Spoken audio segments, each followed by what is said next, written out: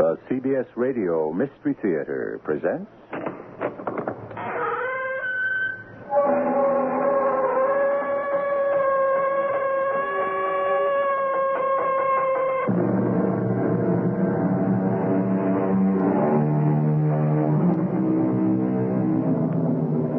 Come in.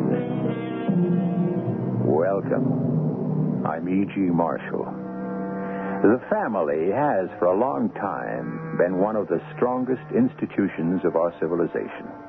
There are those who swear by the sanctity of the family. There are others who have said, God gives us relatives. Thank God we can choose our friends. Only when the family is attacked can one judge its true strength. Either it falls apart and disintegrates, or it holds firm. Our story deals with such a test. Do you know anything about life after death, Ellie? You know, like reincarnation, how the dead sometimes come back to still another life? I don't believe in any of that nonsense. Please get to the point. Well, here, let me take off these dark glasses. Now, the eyes may look a little strange, but look into them. Tell me what you see. Oh, no.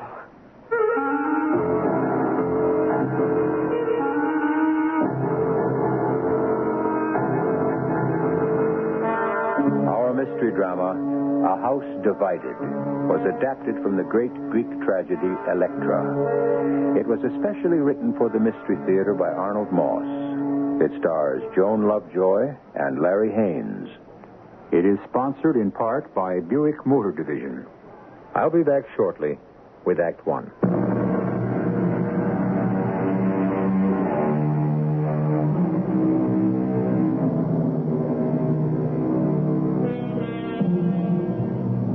The year is 1917. All Europe was now at war. In April, President Woodrow Wilson asked Congress to join in the war against the Germany of Kaiser Wilhelm II.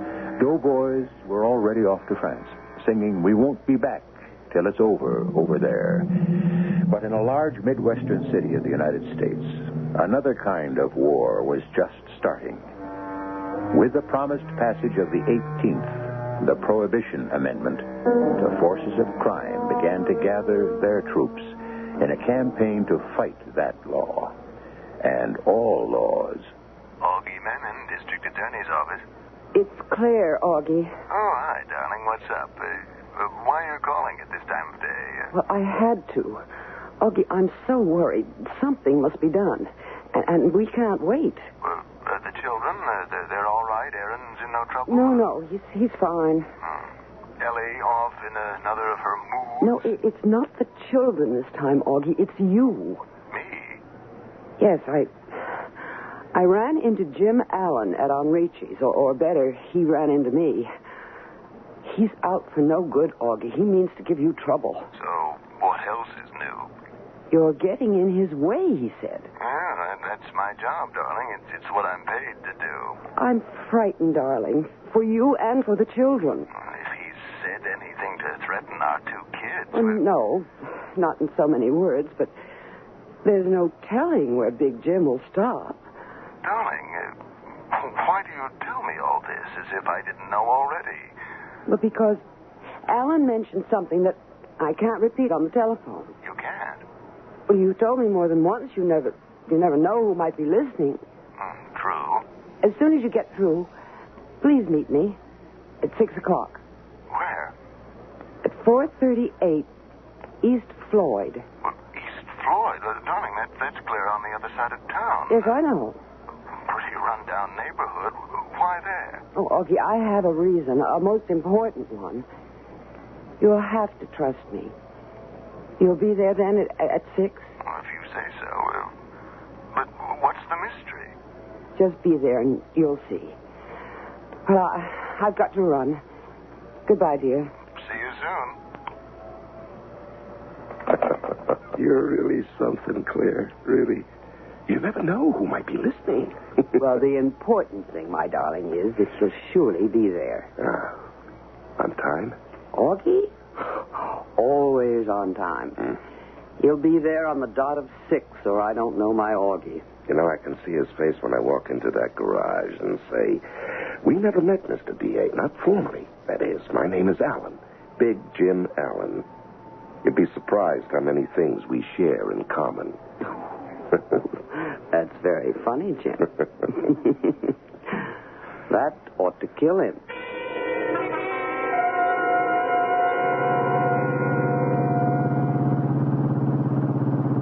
Slow down, Corey. It's that one over there, number 438. 438 East Floyd. Hey, what do you know? The old Hastings garage. Remember the time, boss? Yeah, I remember, Corey. Hey, look at all them broken windows. Not one person on the street, eh? Shame what's happened to the neighborhood. You know, there was a time Just keep the motor running. You bet, boss. Hand me the suitcase. You got it. I won't be long.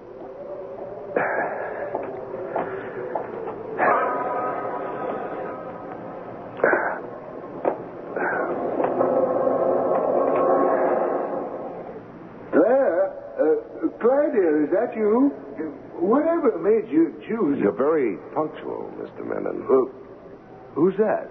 Here, I'll put the flashlight on my face. Can you see?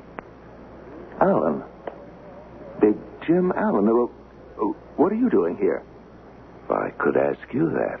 I'm expecting my wife. Here? In an old abandoned garage in a deserted neighborhood? You must be kidding. Allen, where's Claire? Where is my wife? What have you done to her? Now, that's a good question, Mr. Menon. What do you want? Just a little peace and quiet.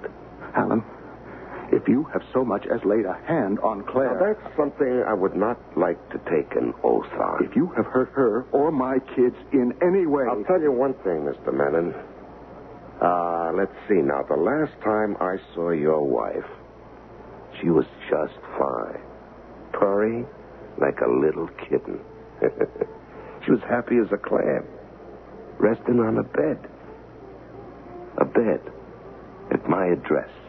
You filthy liar. Take it easy, Menon. You'll last longer. Yeah, she's been coming to my place for months. I don't believe you. Oh, no? Why don't you have the guts to face it? Claire is a beautiful woman. She deserves the best. And she doesn't think you're it. If indeed she ever thought so. You see, you're too busy being a DA to give her the attention she needs. So, she's hitched her wagon to a different star. You? Me. Just one more thing, Mr. DA. I've warned you time and again to keep your big nose out of my affairs. You wouldn't listen. But with this last one, the biggest liquor deal I ever pulled, you've gone a little bit too far. Allen, I haven't even My way begun. of thanking you for Claire, you see, I'm not ungrateful, is to give you one last chance to get out of this town tonight. I get on a train or a boat, I don't care where you go. I just never want to see your face or hear of you again. And Claire? Well, Claire's a big girl. She makes up her own mind. As a matter of fact, she already has. Well, my children. Aaron, Ellie. Well, Ellie's 18, Aaron's nearly 20. They'll get along. Allen, you're crazier than I thought. My office has a file this thick on you with evidence, with proof.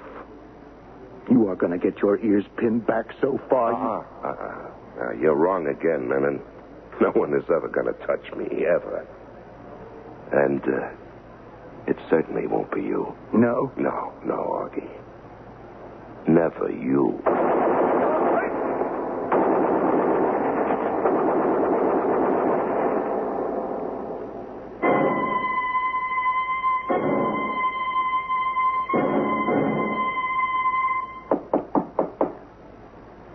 Ellie, open up. It's me, Aaron. Come on in. Door's open. Are you, all right, Ellie? I'm drained. I don't like cemeteries.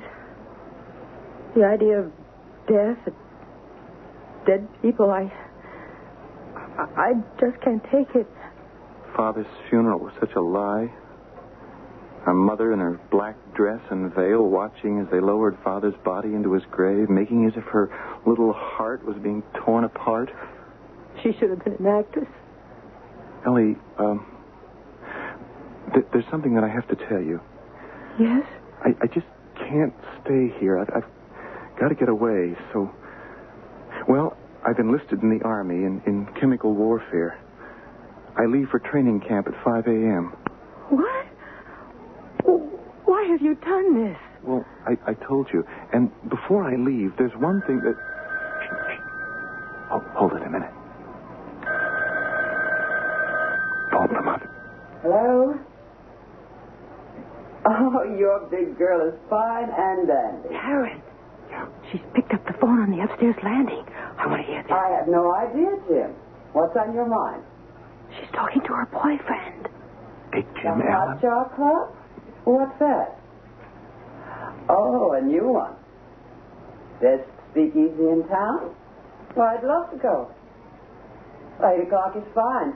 I'm sure that Ellie and Aaron will be gone by then. Right. Bye, dear. The Hot Choc Club. Aaron, we were right. She had to be in on Daddy's murder all the time. She was the one who set him up, I'm sure. Yeah. I felt it all along. Oh, what would we do now, Aaron? Well, you play along as best you can till I return. Now, don't do anything that'll cause them to suspect that you suspect anything. And you? Well, between now and 5 a.m. tomorrow morning, I've got one important thing that I must do. Whatever it is, take care of yourself, Aaron. Take very good care.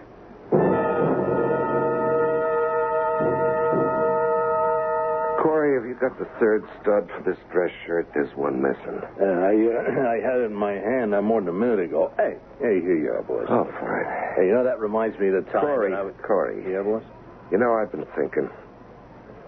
I don't trust those kids of Manning's. Well, what have they done? Nothing, not yet. But still, I have a feeling. They may know who killed their father. I'd like to make sure that they don't talk. Oh, I got you, boss. No, not quite, Corey. Not so fast. Now, first, I want that girl watched and guarded 24 hours a day.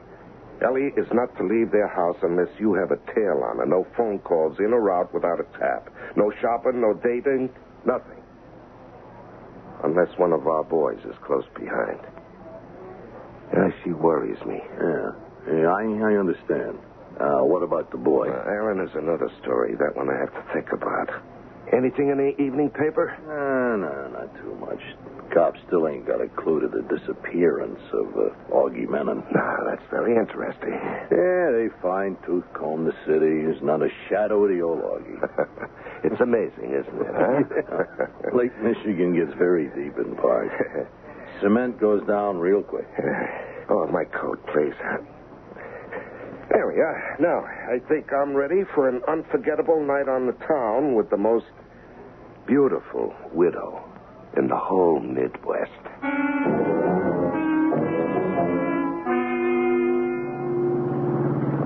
When we walk into the place, no one will notice me, I promise you. Why do you say that, Jim? Because, my dear, they'll all be saying, who is that gorgeous lady dressed in black? Why, they won't even be able to take their eyes off you to see who the gentleman is. Oh, they'll notice. Because it's you. Here you are, boss. Yeah, good crowd. Your friend, the owner of this place? Oh, he does things right, you'll see. Well, have a good time to both of you. Now, watch your step getting out, Mrs. Manning. Thank you, Corey. Yeah, be back at 1 o'clock, huh? Right. Claire, you're going to have one of the finest meals you ever... Down, Claire, down on the pavement. Hey, are you all right, boy? Yeah, we're both fine. Here, let me help you out, honey. Where is he? He ran off into an alley someplace. You got a good look at him? No, it happened so fast. It was the kid, boss. Some young punk. Oh, no. I don't believe it. What is it? That kid that took those shots at you. I'll swear to my life. That was your son, Mrs. Menon. Your son, Aaron. Aaron? Corey, how sure are you? Positive.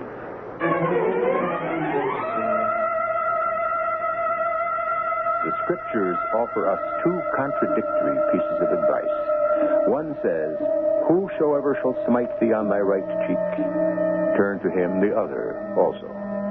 But in addition, we are told that we should exact an eye for an eye and a tooth for a tooth. It's obvious that neither Jim Allen nor Aaron Menon are prepared to turn any cheeks. That they both agree with the admonition in Genesis that says, whoso sheddeth man's blood, by man shall his blood be shed. I'll be back shortly with Act Two.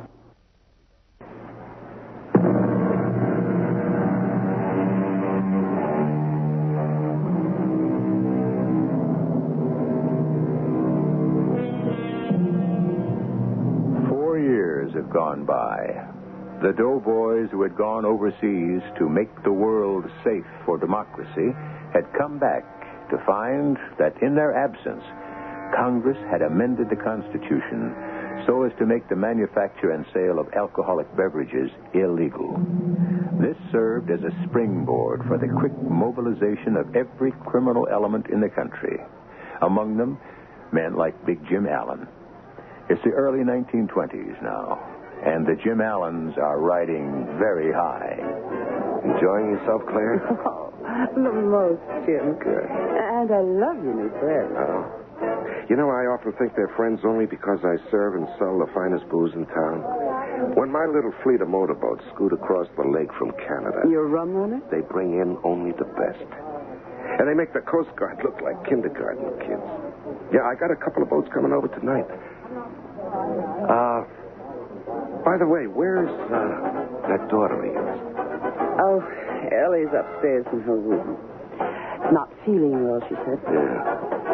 She thinks she's too good for my friend. Oh, Jim, it isn't that. You kept her a prisoner in her own home these past 4 years. Since Augie passed away and Aaron disappeared without a trace. She's almost 22. Don't be too rough on her. Yeah, that's just the point. She's grown up. She may have learned to talk. Outside of you, she's all I have. Go a little easy on her, will you? As to that other kid of yours, Aaron. wherever he disappeared to that night 4 years ago and saved his life, you know, if he'd stayed here in town, it wouldn't have been for long, even though he is your son. I know that, Jim. And if he's ever stupid enough to show his face in this city, well, hey, come on, let's see how I take to this new dance. What is it called again? The Charleston, dear. The Charleston.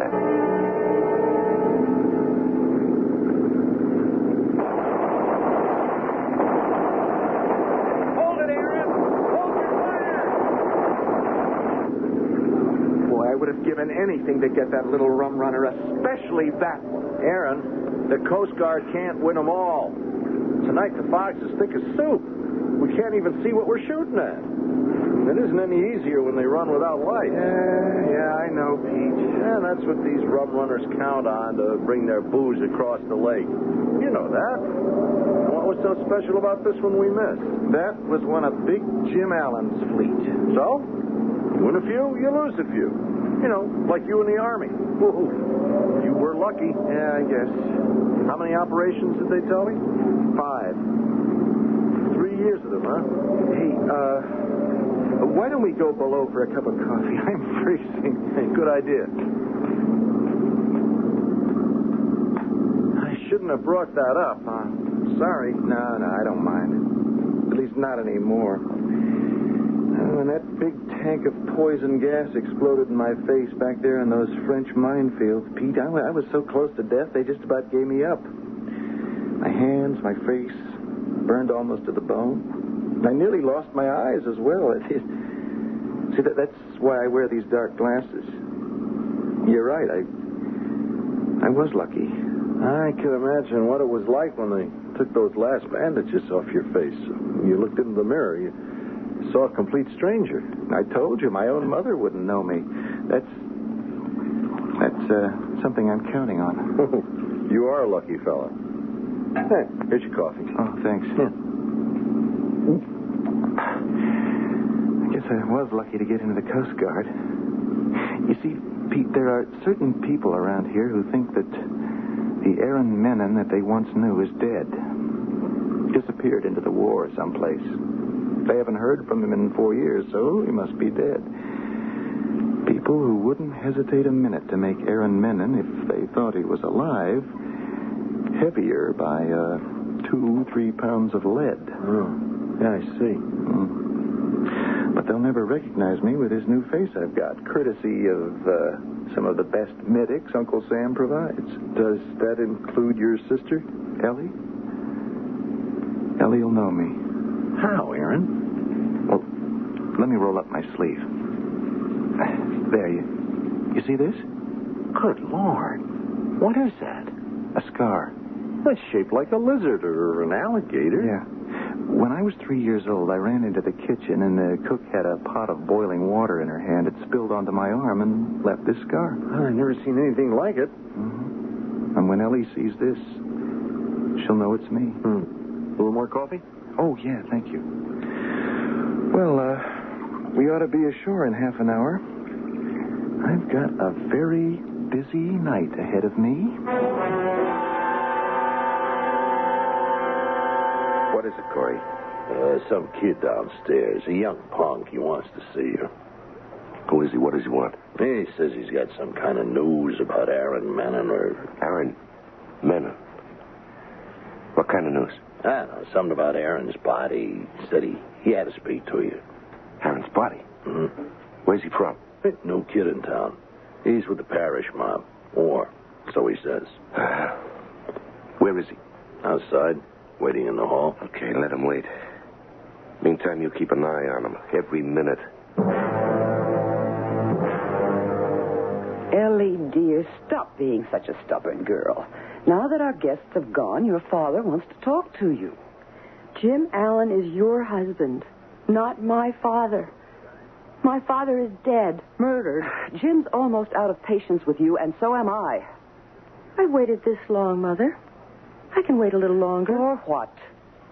For the day my brother Aaron comes to see me. A visit from the dead. There are no such thing as ghosts. I have hope. Of what? Of Aaron coming back and with one bold stroke rescuing his little sister from the big, bad ogre? Wake up, Ellie.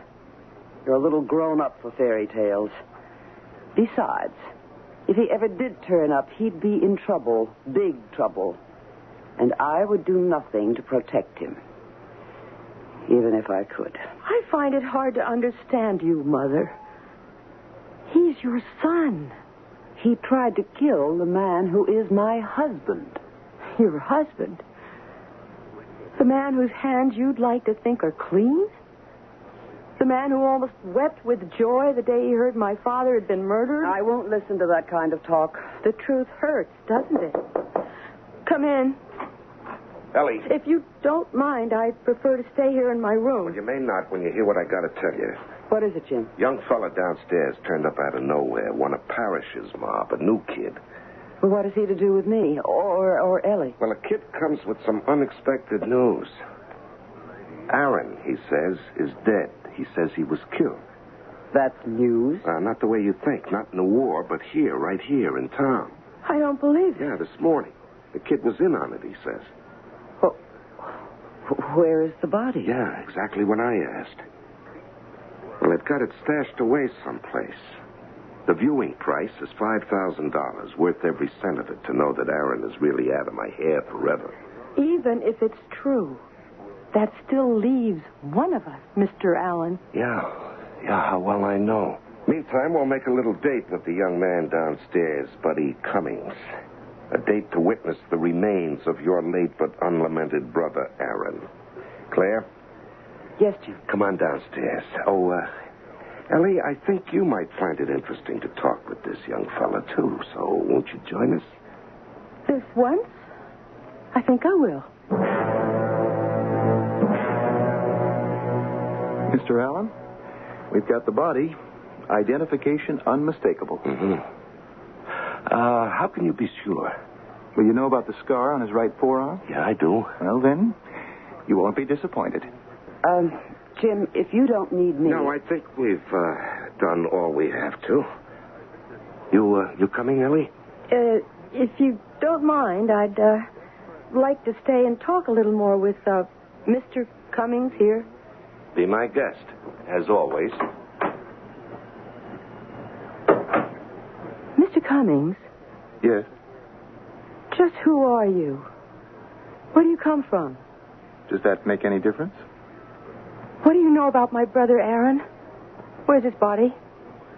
The living are not usually buried. What's that supposed to mean? Well, whatever you want to make of it. You had something to do with my brother's death? In a manner of speaking. You killed him?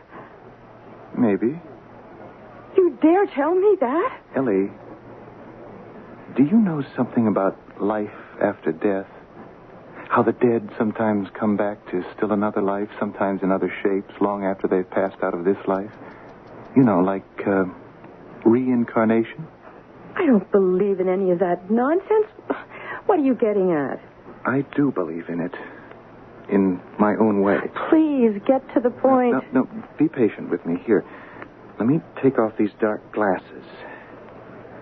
Now, the eyes may look a little strange, but look into them. Look right into my eyes. So? Do you see anything that looks familiar? I do. But, no. No, it can't be. I don't believe what I'm looking at. This is some trick. No trick. Here, my right arm. I'll roll up the sleeve. Oh, the alligator scar. No, you put it there. All right, listen to me. Your stuffed animal, your favorite, the one you slept with till you were nearly 9? Yes. What was it? A cross between a teddy bear and a kangaroo. What was its name? You called it Joe Jerusha. Aaron, you are my brother Aaron. Oh, I counted on your coming back. Aaron, what happened to your face? The war. Ellie, you are looking at some of the finest plastic surgery they can do these days. It's incredible. I'm back, but nobody knows that I'm here. Now, we have some work to do. I know what you're thinking. You can count on me. Our mother, she is less than dirt. And he, big Jim Allen, he's... Oh, they're well matched. They deserve each other. Ellie, they say that no death is a good death, but when those two are lowered into their graves, their deaths are going to be the best thing that's ever happened on this earth. And it will happen. I swear it will.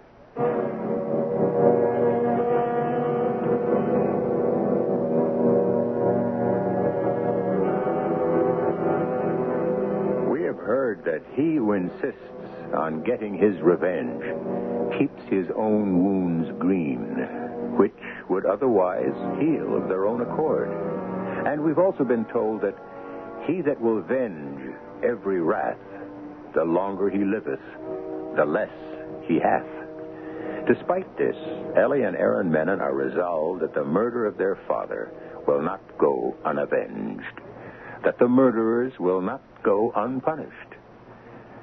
Just how will this happen? I shall return shortly with Act 3.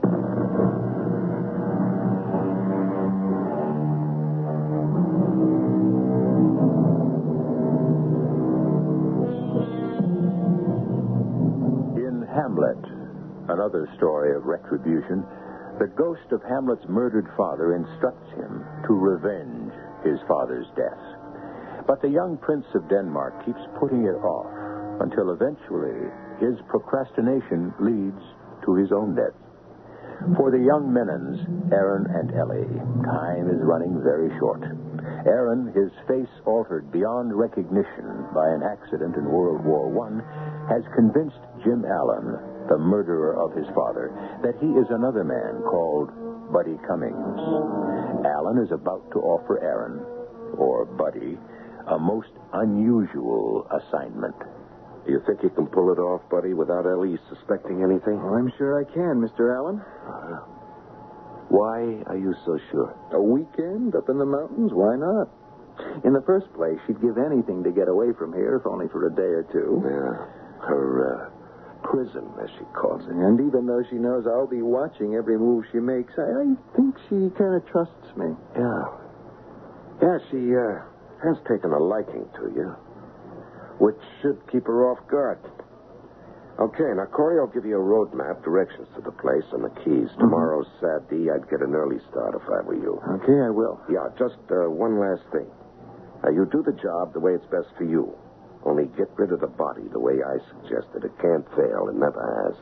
We understand each other perfectly, Mr. Allen. Yeah, I'm sure.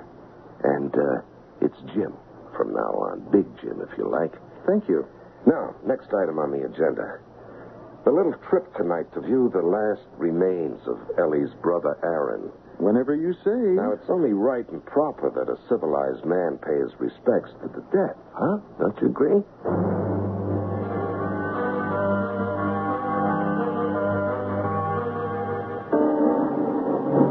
Oh, this is a great night we picked. Rain's coming down so hard you can hardly see. Well, we're just about there. In fact, we've arrived. This is it. Well, looks like we'll have to make a run for the building if we don't want to get drenched. We'll manage. Umbrella? No, the wind would blow it inside out. Let's run for it, huh? Okay, follow me. Here goes.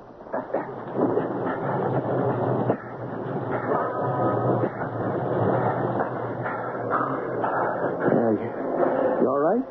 Soaked, otherwise all right. You know, it's a funny thing. I could have sworn that... Anything wrong, Jim? No, not really. I just had a feeling I'd been here before. Yeah. Oh, look out, Jim. You don't want to hit your head on that big beam. You might get hurt. Yeah, right. Where have you got Aaron's body? It's just around this corner. Get your flashlight ready, Jim. It's ready. Fine. You know, this place gives me the creeps. Where are we? We'll be out of here in no time. You got the $5 grand? Now, you just show me Aaron's body, then let's get out of here. It's like a morgue. Yeah. Who should know better than you? What's that supposed to mean? Think back, Jim. It's not that long ago. 4 years. 1917. East Floyd, number 438. 438 East Floyd. I knew there was something about this place that was familiar. And it's no coincidence that it's the same place, the same location where you shot down Augie Menon. What? Aaron's body is here, in the same place where you rubbed out his father. Now, where'd you get that crazy idea? I read the papers, Jim. And I also can read between the lines. All right. Just show me the body. Let's get out of here. You're looking at it. Where? I don't see anything. In front of you. Right here. All I see is you. That's right, Mr. Allen. Hey, give me that flashlight. Now, keep your hands exactly where they are. Don't move. Now, what is this? You going out of your mind? Now, just put down that gun, huh? Show me Aaron's body. You're looking at it, friend. But, buddy, I am Aaron Menon. And if you're still in doubt, look at this scar on my right forearm. Recognize it? Aaron, what are you going to do? Oh, that's a silly question for a man as smart as you. You took my father's life. I owe you something. No. Look, I can explain. I'm sure you can.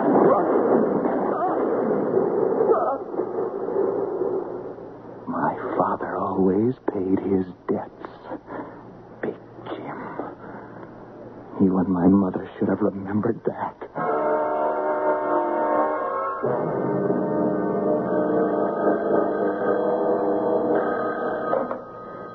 Hello? Ellie, it's me, Aaron. Where are you? The other side of town. Are you all right? Just fine. Ellie, it's done. Done? Finished. All attended to. Tell our mother Big Jim sent a message. He won't be home tonight. Good. Very good. When do I see you? A few more things I have to do tonight. Tomorrow morning. Here? At the house? Yeah, where else? have a better idea, I think. Oh, what is it? Tomorrow is an anniversary of sorts. Of course. Someone we know will make a trip to Good Hope Cemetery to lay flowers on a grave. I'll be there, too. What time? Around 9? Okay. Until tomorrow. Until tomorrow.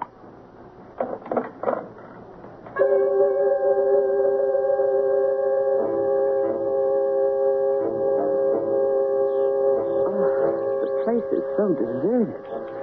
Not a soul in sight. It's early. You'd think they'd take better care of the graves. Perpetual care, indeed. They could look better, All Mother. these weeds. That's why I bring my own garden shears and the plants to the little estate. I feel it's the least I can do in memory of your father. The very least. Meaning? Such complete devotion. Such warm, personal care. Oh, spare me your sarcasm, Ellie. A pity you show so much more love for my father's memory than you showed for him when he was still alive. Don't start that again. Not here, and not today. Please hand me that small flower pot. No. The one over there. The ice plant. Why do you suppose it's called an ice plant? Any idea, Mother? None. Maybe because it has no heart. Or one of ice. Plants don't have hearts. Neither do some people. Ellie, once and for all, your father is dead. Nothing you do or say will ever bring him back. That's true, Mother. And no amount of flowers or these plants upon his grave will ever clean your heart of guilt. Must I hear that again for the last time, Ellie? It may indeed be the last time. So listen well, Mother. For 4 long years, I have waited for this chance. I've watched and waited with a patience I didn't think I had, while you brought your lover to my father's house, my father's bed, even when my father was still living. I don't have to hear this. Oh, yes, you do. Oh, you're hurting me. Let go of my arm. Then listen. Since that time, my heart has been filled not only with grief and sorrow, but with hatred, poisonous hatred for both you and Alan, but especially you. I am your mother. Only because you brought me into this world. And then you thought your job was finished. You spent more time in front of your mirror, admiring your beauty, than you ever did on Aaron or on me. You always hated me. And with good reason. What reason is there for a child to hate its mother? You asked that? Oh, I'm sorry to be late. Good morning, Mrs. Manor. Buddy Cummings. What are you doing here? Is something wrong with Jim? I came on an errand, something I have to do. Here in the cemetery? For Jim? What is it? Oh, Jim didn't send me. This one is for me. For you? I don't understand. Tell her. What do you want me to? Why are you taking your glasses off? So you can look into my eyes. See anything familiar? I don't believe it. Show her your arm. Here. My right arm. It can't be. You've seen this scar before, haven't you? Yes, Mother. It's me. Aaron. But your face... What happened to your face? Long story. And we haven't got much time. Why are you trembling, Mother? What do you want of me? Didn't you think there'd be a day of reckoning? Didn't you know that Ellie and I would never rest until we faced our father's murderers and paid them back? Well, when Jim hears about this... Oh, Big Jim. Big Jim is dead. You killed him? Yes. And now it's your turn, Mother. Aaron? You wouldn't dare. You don't have the courage to kill in cold blood your own mother? Oh, no. I know my son. Aaron, what are you waiting for? She's right, Ellie. I can't. I can't. Give me your gun. No, Ellie. Don't you move, Mother.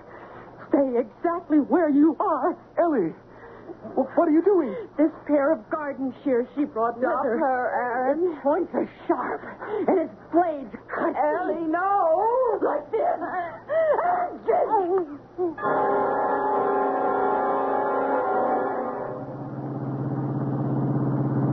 Now, remember, Ellie, when we get to the gate, we're supposed to be leaving for the weekend in Alan's place in the mountains. I know. And my job is to see that I come back alone. Without you, Alan's last instructions. Whoever's on duty at the gate will see that I'm very pleased. Right. Now, here we are. Okay. Morning, buddy. Morning, Miss Menon. Oh, good morning, Corey. What are you doing here at the gate? Well, the regular guy is off till 12 o'clock. I'm helping out. Mr. Allen's let me out for the weekend. A trip up to his place in the mountains. Yeah, I know all about it. He gave me full instructions. Here's the keys, buddy. And a road map. And full directions. Mm-hmm. And after last night's rain, looks as if we'll have a good day. Yeah, it looks that way. And see that you take good care of the young lady, huh, buddy? I'm sure you will, Corey. Won't let her out of my sight for 1 minute. Here. Let me get these gates open for you. There we go. Have fun. And be careful driving on those winding roads. We don't want anybody to get hurt, right? Right. So long, Corey. Well, where do we go, Ellie? I don't know. Just drive. I'm glad it's over. So am I. I feel relieved. Me too. Sooner or later, we'll be discovered. You know that. I suppose so. And charged with murder. I don't care now. We did what we both knew we had to do. The law may see it differently. It doesn't matter. Yeah, I agree. For the first time since our father's death, I feel I'm free. And so do I, my brother.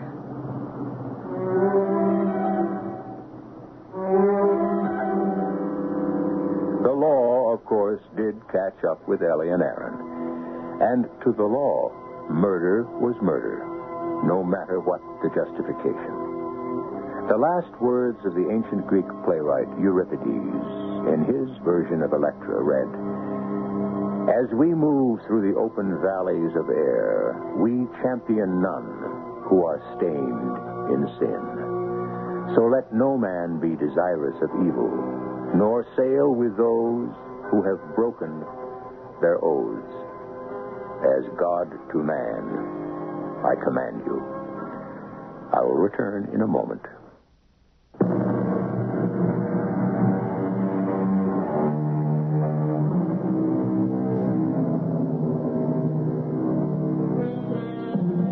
Many of our celebrated playwrights have gone back to the tragedies of the ancient Greeks for inspiration. Our own Eugene O'Neill, among others. Why? For one thing, the Greeks had discovered the deeply moving key to so much of what troubles the human heart. So many of the things that shape our destinies. And this some 2,400 years before Dr. Sigmund Freud listened to his first patient on that famous black leather couch in old Vienna. Our cast included Joan Lovejoy, Larry Haynes, Rosemary Rice, Russell Horton, and Earl Hammond. The entire production was under the direction of Himan Brown. This is E.G. Marshall inviting you to return to our Mystery Theater for another adventure in the macabre.